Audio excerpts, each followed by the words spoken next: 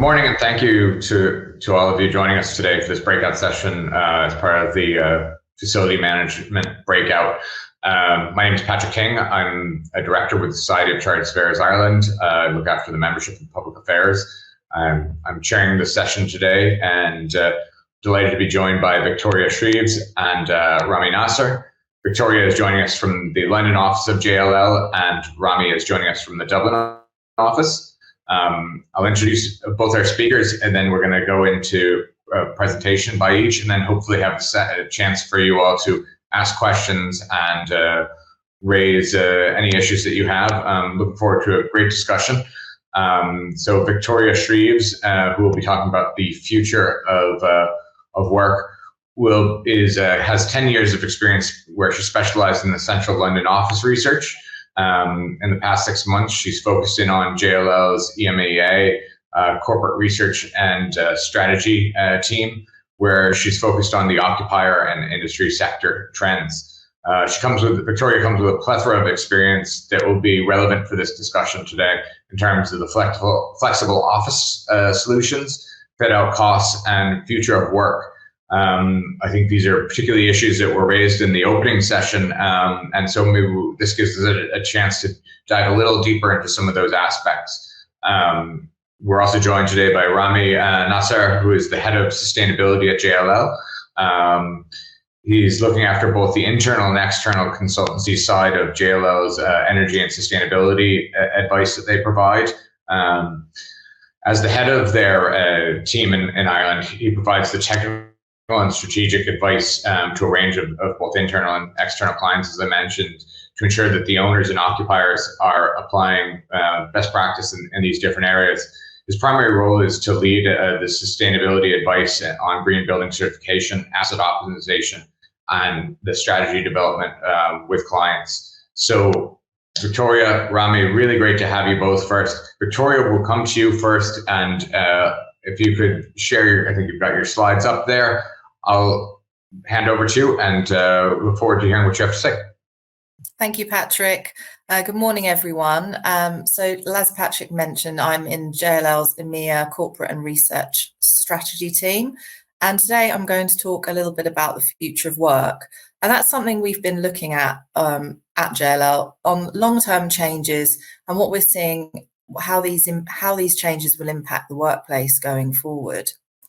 So to set the scene, many workplace trends were in place pre-pandemic, but COVID-19 has just accelerated the need for workplaces to be more flexible and more agile. And there's an opportunity now for organizations to reassess how work gets done, by whom and in what locations. And currently, lots of companies are reviewing their portfolios, looking at how to mitigate financial risks the pandemic may have caused, and looking to be more resilient in the future. So this also presents opportunities to renew and reinvest in some areas of the workplace. So this morning, I'm going to be going through 4 key trends that are impacting the future of work.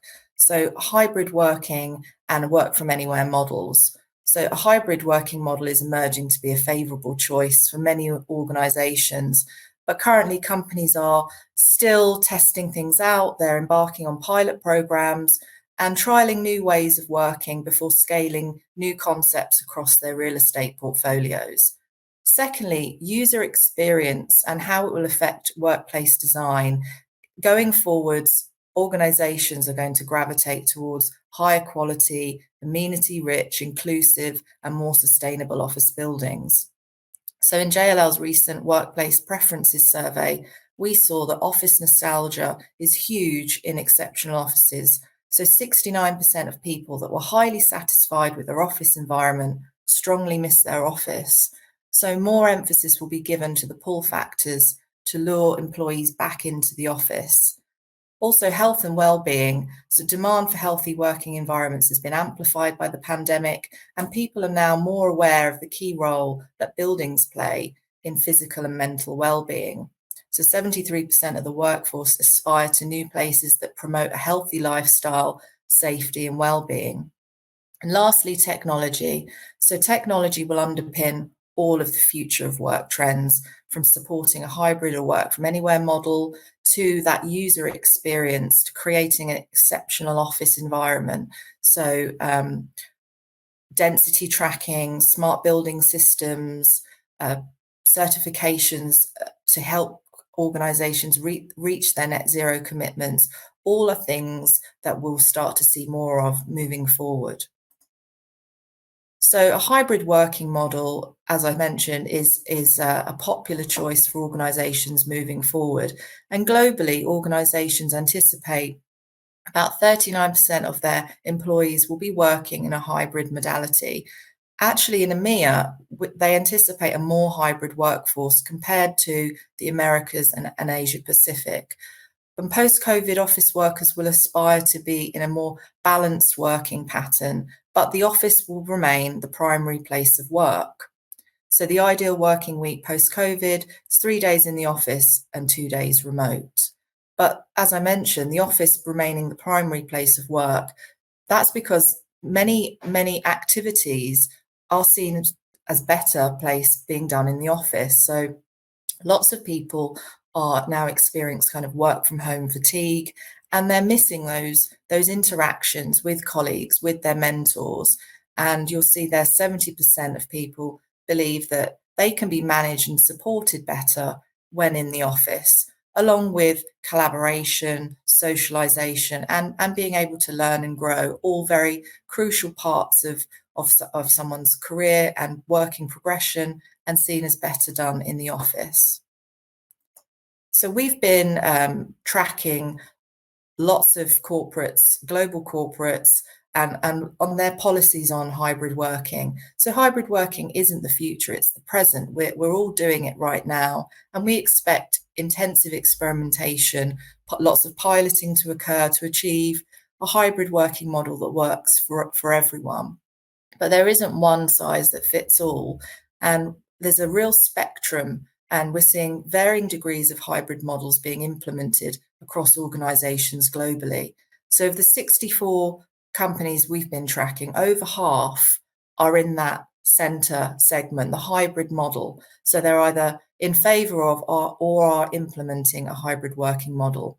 And these can vary. So we're tending to see in a more office first hybrid or 100% office strategy, we're seeing more of a financial services kind of approach. They're in favor of that kind of return to the office.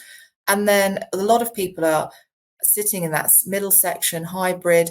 We're starting to see some employee pushback, and some companies are being more flexible and embracing a more of a remote first hybrid, especially for workers that can work remotely. So maybe some more back office type roles, they can be done remotely.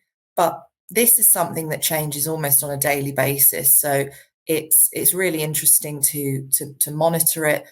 There's lots of change going on, and some companies that were originally an office first hybrid, like Amazon, are kind of moving over to be more flexible in a more of a hybrid model. So things move around quite quickly.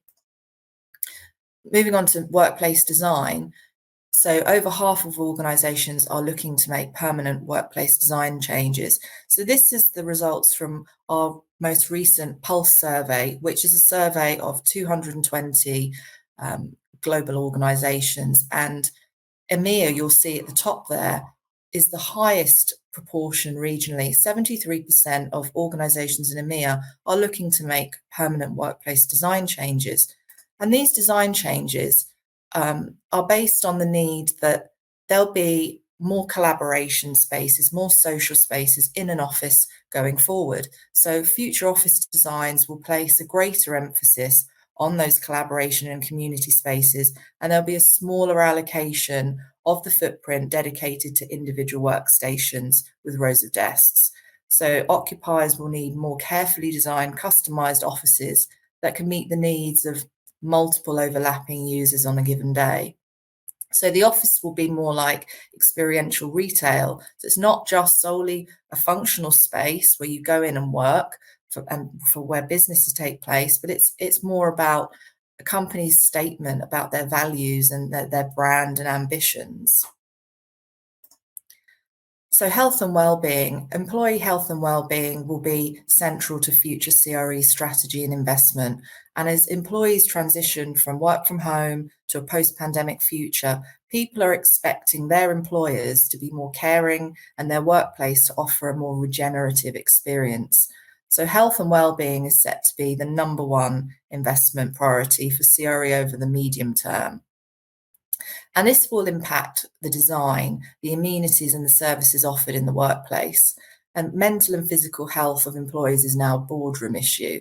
So in our recent regenerative workplace research, employees were asked whether their company offers access to any of the amenities listed and which were their top 3 services that would improve their overall well-being when at work. And you'll see the top 3 are relaxation spaces, healthy food services, and outdoor spaces. So these are the biggest areas of opportunities for employers to support the health and well-being of their people. Lastly, technology. So this will be crucial in supporting a hybrid or work from anywhere model. The quantity of technology in the workplace is expected to continue rising, and occupiers will require robust digital connectivity, smart technologies, and AV systems. And as such, technology is the #2 investment growth area for CRE directors in EMEA. So technology has been transforming real estate gradually over the past decade, but in response to COVID-19 and the pandemic, it's caused companies to skip a cycle of the digital transformation. And so technology has underpinned business continuity through the pandemic, but real estate technology priorities moving forward will shift towards digital enablement and the new hybrid ecosystem. So we'll be looking at seamless connectivity and collaboration between office and the home, and touchless technologies will be increasing digital interfaces within the workplace and real-time workplace analytics and performance management. And these will help deliver things like sustainability and ESG commitments, and also those health and well-being needs of the workplace. So it's not just at a building level, but it's at portfolio and city level. Technology really will underpin all of these needs going forward. There's one last driver. So sustainability is a big part of the future of office, and my colleague Rami Nazar will be talking about that in the next presentation.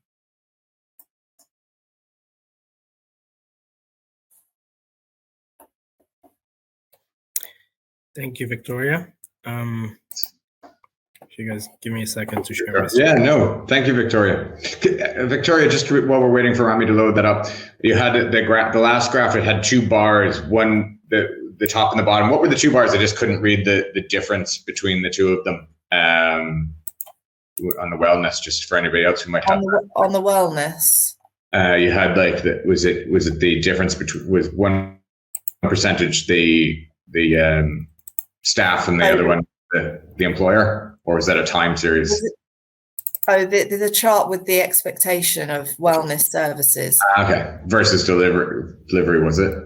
So there was the top bar, so the largest bar was their top 3 expectation. The bar underneath was whether they had access to it. So that's where the discrepancy lies. This is their need, but they actually currently don't have access to it. Okay, perfect. No, sorry, I thought it was something along those lines, but I just wanted to clarify while we had the time. Thank you. We'll come back in terms of questions. Rami, sorry. No worries. Thanks, Victoria, for the quick segue and intro. I won't be talking about sustainability as a whole in general, but we'll definitely be more talking about boots on the ground perspective of offices. And we were having a quick side chat earlier in terms of COP26 and all the big promises and how do you really make that happen. So what I wanted to talk about today, especially that this session is about property, property management, facility management, is something that we've noticed going through buildings, conducting assessments, is to talk a little bit about the performance of certified buildings. And I'm not going to be specific whether they're LEED, BREEAM, or other certifications. Obviously, you can see there's plenty out there to pick from. We know which ones are the more common to see. And the reason I want to talk about this is the trend that we've noticed is that from a property management or facility management perspective, people who have that plaque on the door, or the thinking of, yeah, this building is certified, I can kick back and relax, it's a great building, it's doing great. But that's not always the case. We're not trying to say that certified buildings are not efficient or not good from a performance perspective, but it doesn't mean they are always operating at their optimal point, or it doesn't mean that they're always more efficient than other non-certified buildings, and we'll get to that. And the reason we kind of kick back and relax, is just human nature. So Ross Perot, who's an American businessman, entrepreneur, famous for also running for the presidency, said, something in human nature causes us to start slacking off at our moment of greatest accomplishment. That's why we're kind of holding off on celebrating. It's a great thing to get a building certified. It's a great thing to start from a certified building and manage it and operate it. But the caveat here, or what you're trying to say, that's not enough, and we need to be more careful. So what happens is, this is my analogy of things, is when we walk into a building that's certified versus when we walk to a building that's non-certified. So if it's a non-certified building, whoever's managing that building or operating it is aware that, oh, this building is inefficient. So they're all focused about finding inefficiencies, making it better.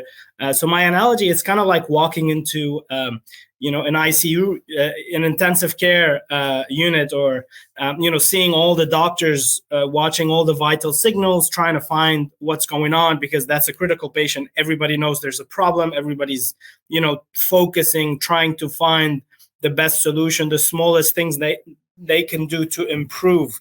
Whereas for me, the certified building is like a kid's visit to the doctor. Well, it's just a checkup. We know everything's okay. It's probably going to get a little candy or lollipop on the way out. And, we don't give it much importance. It's like, it should be fine. My building's certified, and that's great. So we were saying, don't celebrate just yet. Yeah, obviously you should celebrate the fact that you have your building certified, but we can't just kick back and relax and assume that the building is just doing fine. And why do we think that? Well, obviously there are multiple reasons, and I'll mention a few of the main ones here. So first of all, as many of you might know, that, these green building certifications have multiple points and aspects. And a lot of time, we see buildings getting certifications, and I'm not being specific about the level of, because obviously there are levels of certifications, but we can see a building that's certified without having a lot of non-building performance related, actually aspects. So what I'm trying to say here, take for example in Dublin, and this happens a lot, since the city is quite connected, you have a lot of amenities around, you have public transport, etc. So a lot of times just the fact that the building is located in the city center gets a lot of points from whether it's a BREEAM or a LEED perspective. So that basically takes a project halfway through, so that don't have to do that much effort on the other fronts to be certified. Now, that doesn't mean they haven't done, but in all of cases, the building can be certified without going really the extra miles on all the other aspects, whether it's water, energy, etc. And, if we look on the energy, which is my second point here, is a lot of time, and depending obviously on the age of the building, from an energy perspective, they haven't gone beyond doing, the minimum Part L or the NZEB requirements. And, obviously these buildings a lot of times, have energy modeling or performance rating compared to ASHRAE baselines, etc. But remember, these are only theoretical, and these actually show the potential of the design, but they need to be proven. Just like, anytime we talk about realistic energy modeling, we always talk about calibration. So, your building that you're managing or occupying or is basically has not proven its performance and has not been calibrated, because the systems, obviously need to be calibrated to the new, the behavior of the occupants, which is the next thing. We never know. We always make assumptions when we design, but we never know the behavior, and what kind of comfort reactions or levels the occupants are going to have, and how they interact with the systems. And then remember one thing, with a lot of times with these certified buildings, you have complex systems, BMS, controls, and the more complex the systems and interrelated they are, the easier it is to throw them off balance. A lot of times it's a single value input sensor that could be controlling a whole algorithm. And if that value is set incorrectly or changed inadvertently, or even, there's a, something happening with the sensor not picking up correctly, then it's kind of a chain reaction and the whole system is off balance. So it's a lot easier to throw these smarter connected buildings off balance than it is with traditional buildings where every system is running separately. So, where to look when you go into these buildings? Well, first of all, a lot of times the systems are not used as intended by users. A lot of times the users, either are not using it properly, or it was meant to be used a certain way, and then you find out that it's not being used, and obviously there has to be adjustments. A lot of times the systems are not used and operated as designed by the operator or the building managers or the facility managers themselves, for various reasons. They were not properly trained on the system. They're not aware of. We see that a lot of times where building managers or operators don't even know the various parameters that can affect, the system's behavior. They turn things off or on, sometimes manually, take them off automatic control, and are not aware of all the various things that are there to optimize the system's performance. Sometimes systems and sensors are overreacting due to, bad calibration or installation. We've seen examples where you would always say, if I have an occupancy sensor in the room, it's always better than having manual control. We've seen situation where that's the other way around, because we went from, having a room maybe, left on for a certain time when somebody was occupying it, to the lights in the room coming on every time somebody walked by, which was horrible, because that's, a system that was meant to save energy all of a sudden is actually an energy waste. And the other things is always, look at all these values, settings, set points that are very critical to the system, and they can throw the whole system off balance. And as an example, you can think of, outside temperature sensor. So if you have a whole BMS that's programmed or hinges on reading the outside temperature to decide which mode to go in or which algorithm to implement, and if that sensor is reading the wrong data, and we've seen sensors that are off by a few degrees, either because of a wrong installation or something happening after the building was occupied, it was knocked over, somebody put something in front of it to cover it, etc., or just, a malfunction, and the whole system is, thrown off balance, and you're obviously operating in a very inefficient mode. So what to do? What can you do? Definitely operators and managers need to be trained, and not generally trained. They have to be trained to the specific buildings. Yes, people, know how to maybe manage or control or operate a BMS, but do they know what the critical points of this BMS? Do they know what it was designed for, how it was designed to operate? Because when they understand that, they can also react to it or amend it in a way to meet the occupants' comfort requirements or altered behavior without completely throwing the system off balance. And basically, what I mean by off balance is it's operating in an efficient way. Just because something is efficient, it doesn't mean it's renewable or free. So, think of LED lights. People think, oh, I have LED lights, I don't need to turn them off, or I don't need to try and save anything on lighting. Well, it's efficient, but it's still consuming energy. So, keep an eye out for these things. Or even, so I'm not focused on energy only here, even water. if you have high efficiency fixtures, they could still be leaking. They could still be, if they're sensor based, the sensors are off, and all of a sudden, instead of running for 30 seconds, they're running for a whole minute before they turn off.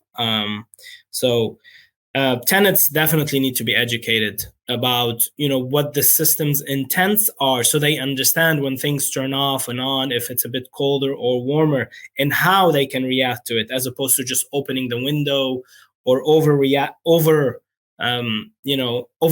or trying to override the system in various ways.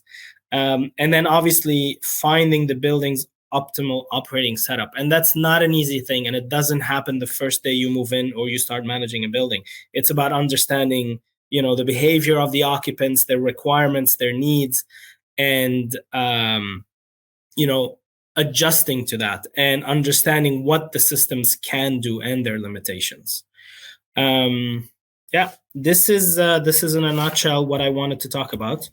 I think it's like I said, it's more, boots on the ground, things that we see every day, and how we deal with them. But the important takeaway, or the important point I wanted to make today, is when you walk into a certified building, if you're managing it, inspecting it, surveying it, whatever it is, we tend to have a tendency of saying, oh, this is a certified building, I'm sure everything is grand and everything is efficient, everything is perfect. But in fact, we see that more often than not, people are less attentive to details and less scrutinizing what the systems are doing, just because they think, it's certified, so there's not much to do. What more can I do than, a LEED plaque or BREEAM plaque on the door, or even a WELL certification, etc. So having a certified building is a great thing. It basically means that your physical asset is designed and you have all the systems that would allow you to operate efficiently, but it doesn't mean you're operating efficiently just inherently by having that certification. So yeah, I think that's it from my end. Rami, thanks so much. That's been fantastic.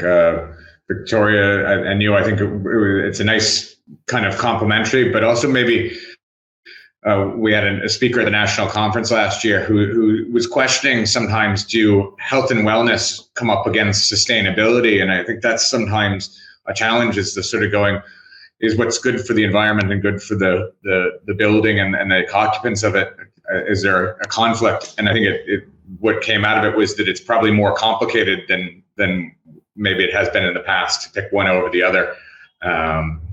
So maybe that's a theme that we could pick up.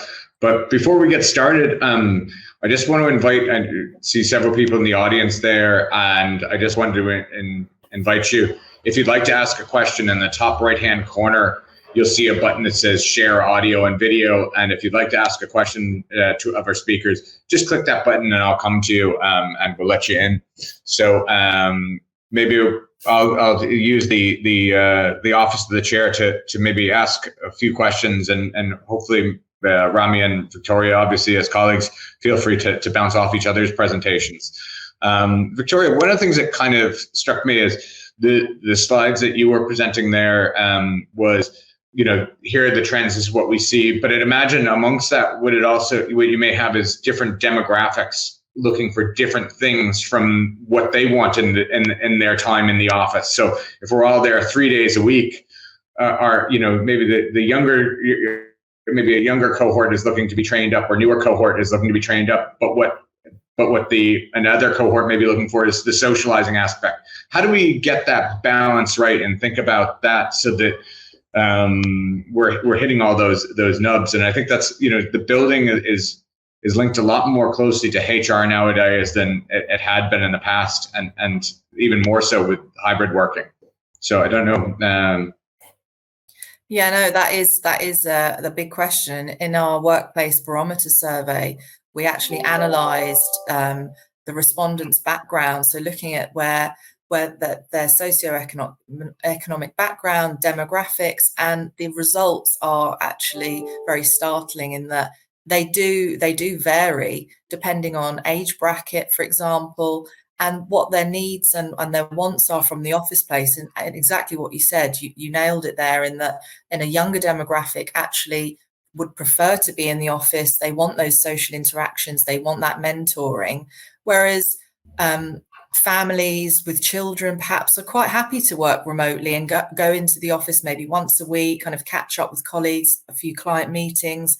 So it's very difficult to come up with something that works for everybody. And I don't think organizations will be able to. The best way, I think, will be for HR teams to actually conduct internal surveys on what employees' desirabilities are, what they want, how, what's the optimum number of days to work in the office based on their role, and whether, if it helps their mental health and well-being. All of these things to be taken into consideration. But I think the approach just needs to be quite sensible, in that can they still effectively do their role, and so long as the needs of the business aren't going to suffer because of it. And I think the key is just the flexibility. And I don't think it will ever get to like a rigid, okay, you'll work Tuesday to Thursday. I think it'll be quite fluid, and it will depend on what you're working on currently, your projects, and it won't be maybe an entire, like a policy for all across the workplace. It might be down to team level. So you will work up a structure that works for your team with your line manager. When we've spoken to some of our clients, we're seeing that a lot across the region, country. Decisions aren't being made at a country level. They're being made on like department or team level basis. So even though a company might come out with, oh, we're doing, we have a hybrid policy and we need people to be in 3 to 4 days a week, the reality is that's not really happening. And there is room for to make it work with your line manager, and things are discussed on a kind of a department level basis. That's what we're finding. So it's not straightforward. I mean, particularly as you say, I think we were talking in the last session and also started this one about that a need to attract. I think FM's at the heart of for a company, it can be at the heart of attracting new talent and retaining them, etc. But really, you have to understand that talent and where hybrid, remote, and the building all fit together. Yeah, exactly. Yeah, and Rami, just to kind of switch gears, just in terms of. You brought up the point of I think data, and how do we make sure that we're doing this right, and linking into the systems to make sure that we're delivering on it. What do you see as the thing that a FM manager needs to be starting with straight away as they step into the coming back into the office as the heat and everything comes back online? You can't benchmark against last year, I'd say, or you'd feel depressed. You're on mute, sorry. Sorry about that. Yeah, no, I agree. And we've had these issues because we've had clients ask us to come in and assess their buildings. And it's very odd, to say the least, to walk into an office or a building, try to assess it when it's actually empty. So you don't really know how it's being utilized, how it's behaving, etc. So I can imagine having people come back to the office. The only thing you can do is hopefully you have enough data from, at least pre-2019. But there's also a silver lining in everything, which is when your office is empty, it kind of gives you a baseline of, hopefully you've optimized what your building looks like when it's empty. So now on the weekend when everybody goes away what the office should look like, because you've had enough time to get to that point. But then again, in terms of data, either you go back to pre-COVID, or given, like Victoria was saying, there might be a new mode of operation from a who's in the office perspective. So maybe before you had 100 people, now you had 50. So, it's not fair to compare that to your 2019. So obviously you're going to have to build a new baseline, whether we like it or not, based on your new, hybrid, or, 3 days or 2 days from home, 3 days from home, whatever it is, or if you've done changes within the office, you're going to have to build a new baseline. There are always extrapolations that you could do to say, this is what I was. You could, say this is my energy consumption per, full-time occupant. And then, what is it now? It's not always linear and accurate, but it still gives you kind of a feel of, whether you're shooting off to a high level or you're still kind of within the same range. Yeah. And maybe just I'll be coming back to Victoria, but Rami, just to stick with you for one sec. I mean, one of the things that Victoria brings up is that changing need for the use of space. And I guess probably the thing you don't want to do as a company is necessarily go, we're very sustainable, and then throw out all the chairs and stuff that you've just bought for one setup and move to a socialized space. So how can a company help to manage that sort of aspect of the need for dynamic space to change to fit the points that Victoria's raised, but actually making sure that it's sustainable and Sure. Well, I mean, it's definitely a timely question, but I think the problem has been there before. If you think about it, a lot of people move offices. So what do you do? Or they refurb, or they expand. So what do you do with your existing furniture? Obviously, the right answer is to try to reuse or utilize or recycle or refurbish most of the furniture or the things that you have. So there's kind of if you want, a hierarchy where you try to reuse it yourself in your own offices, maybe move certain things from one location to another. So I think there has to be a strategy understanding. If you have one office, it's a little simpler, but if you have multiple offices across a region, it could be that you move things from one place to another because you're doing more workstation in this one, more office space. So you try to balance things out and reuse and avoid any waste. But if you don't, then, there's always repurposing, donating. There are a lot of companies now that do furniture as a service as well. So walking into, I think, if we're doing strategy here and Victoria, the market, the research is telling us you got to be flexible. We saw on the slide, there's elasticity and flexibility and all that. If that translates into one day I need a couch and the next day I need a desk and the next day, I don't know what I need, a meeting room. How do I manage that exactly without avoiding waste? Then you start looking at other solutions, kind of like when you're looking for a car, hopefully an EV, do you buy, do you lease, do you rent? And I think it's knowing how long you have that commitment and how much flexibility you want. So maybe rental gives you the biggest flexibility, lease is a little bit less, and then buying is the biggest investment. So with furniture, it's not very common, but we see a lot of furniture as a service. So you can, have a chair one day and then the next day you give it back and you tell them I need a couch or I need a desk or I need a conference room, and you're just paying for using it. And what these companies do, I mean, at the heart of these companies, it's basically recycling. So they just reservice the chair. Sometimes it just needs cleaning and oiling and touching up. And sometimes if it's upholstery, they just kind of change the fabric and put a new one to match the next owner. But the entirety of the chair has not been thrown away. So these are solutions that, we look at, but obviously it has to be in conjunction with whatever strategy, you have for, flexibility, elasticity, etc. Great. Okay. I've heard of SaaS, but I hadn't heard of FaaS in terms of furniture as a service. That's great. And Victoria, I guess that leads back kind of very much into, I mean, you showed us in the graph there that move in terms of the socialized space versus the individual workspaces.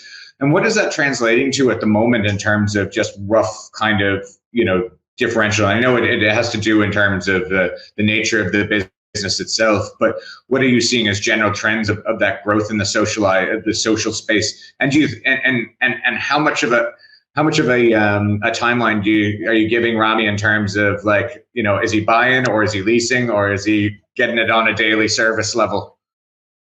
Well, I think that is something that is probably not happening at great scale at the moment. So some kind of corporates that are a bit ahead of the game or already have a hybrid policy in place can kind of work towards that.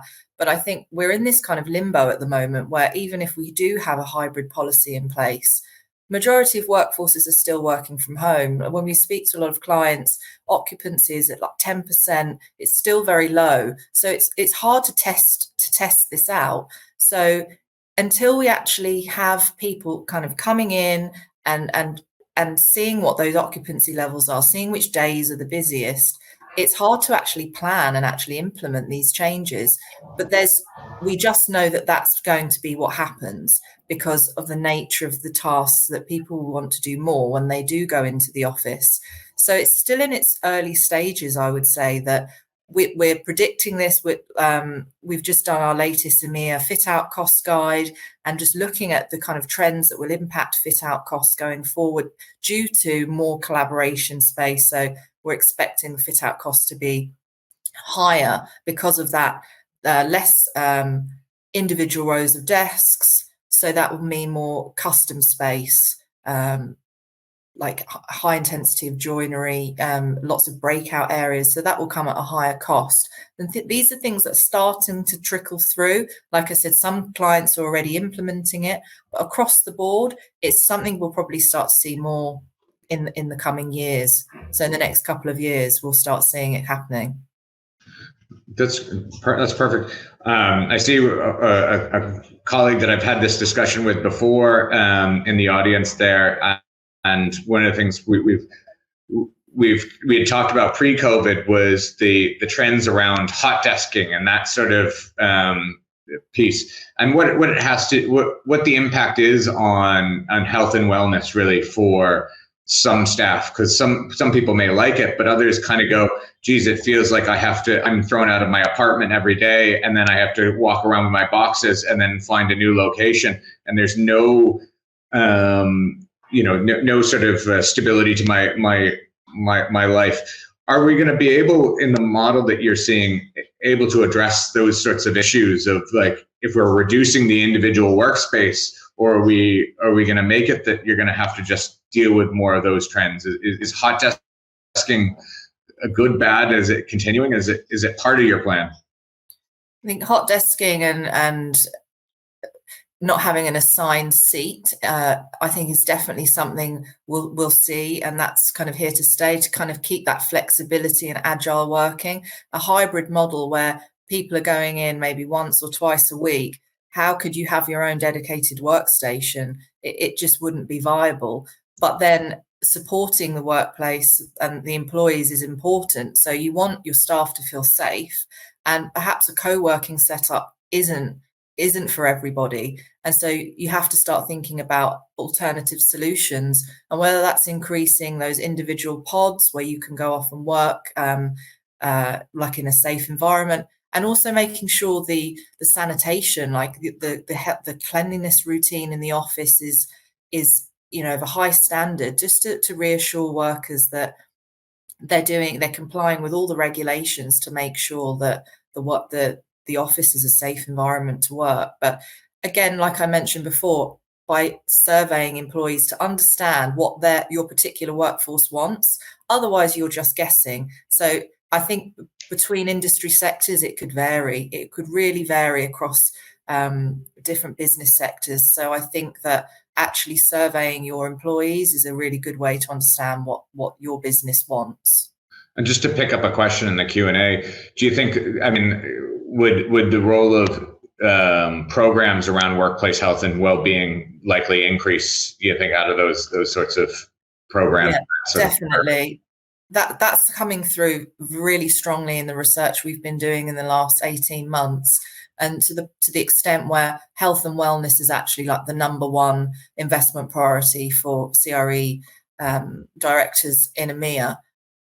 Just employee expectations are changing. People want more from the workplace, and the future of work will be more people centric. And so retaining talent will be like a number one priority for businesses now. So ensuring their health and safety and wellness needs are met will be a huge priority. And there's a lot of light being shone on that at the moment. And on the other hand, like the slide that I showed, that only a small proportion of people have access to those health and wellness programs. So it's something that they want, and we're expecting to see a lot of organizations start to put a lot of investment into that. Okay, I know I'm running over and my colleague will probably kill me, but I'm gonna go back to Rami for just two last bits. Rami, one of the things that I kind of, we're in a Victorian building here, and I always wonder what's the place of old buildings within sustainability, because it seems like oh geez, they're just not worth it, they're not sustainable. But if we ignore them, we've got a large bit of stock, and that getting brownfield up to site and what its role within maybe a portfolio without looking like a black eye is one thing. And then maybe the other bit that I was going to touch on was just your views on like the soft landing side of things, because that's something I think you were touching on a bit in terms of that handover from construction to operation, and how that can be better done within a sustainability way, and if there's any top tips you have to finish it up on. Sure. So firstly, about the older building stock, especially I think in Europe, we definitely have a large building of a large stock of existing and old building. That's why a lot of the EU legislation is focusing on doing that. I would say definitely don't tear it down, because, and you probably are starting to hear a lot of this, we've been talking about it for a while, which is embedded carbon. So obviously there's a lot of carbon to get that building constructed. So unless you're doing something out of sustainable timber, which is not going to happen, but it's still quite carbon intensive to really demolish a building. And let's face it, in most cases, you're not using any of that. It's just going to landfills.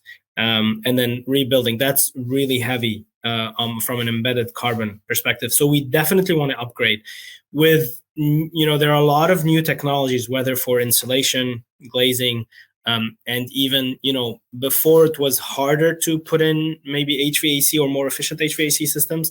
A lot of the systems now can, operate within restricted environments. A lot of sensors can be wireless, so you don't have to worry about wiring. So I think the technology and advancements in efficiencies and availability of systems allows us to refurbish buildings up to I think quite a good level of efficiency or standard these days, much better than before. The question is always about cost. That's going to be a case-by-case basis. But if you ask me, we have no choice, right? So that's for the first part. The second part, in terms of that transition between construction and operation, I think some of the building certifications, you take, for example, LEED, have tried to kind of dwell on that, and they kind of connect everything from what the client wants from this building to be translated to guidance for the design team, but also then the design team transferring what the design intent and how the building should operate to include in training and commissioning to make sure the building is run efficiently. But no matter what it is, especially with bigger buildings, you cannot commission everything. You cannot check every little thing. And one thing's for sure, when you do that, the building is not occupied. So you never know, like I said, how the occupant is going to behave. What are the requirements are going to be? So the best way to do that is to really inform whoever's going to come on board. It's really good to bring them on board ahead as you're finishing the construction, so they understand the design and the operating parameters. So when they do take over the building, and that's something I mentioned, is they understand what are the parameters that control the building, what is it able to do. These systems are quite advanced, they're quite flexible, and they're not cast in stone. So you can make adjustments. It's just about understanding them. So I think it's really training of the teams that are going to operate the building and a good understanding. And I'm not, I understand that in a lot of cases, you might not be able to have highly qualified people who can run all the systems.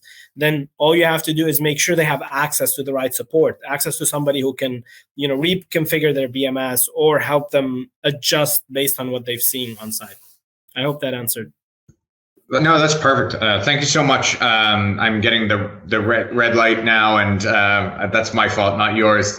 You've brought so much information and knowledge to us today. Victoria, thank you so much for your time. Thanks for your presentations on behalf of members of the SCSI. I think there's a lot to think about in those presentations. Lastly, I'd just say we're moving over to the main stage. So those of us who are here, just click on that main stage button, and the session has begun. So Rami, Victoria, thank you once again. Thanks, Patrick. Thank you.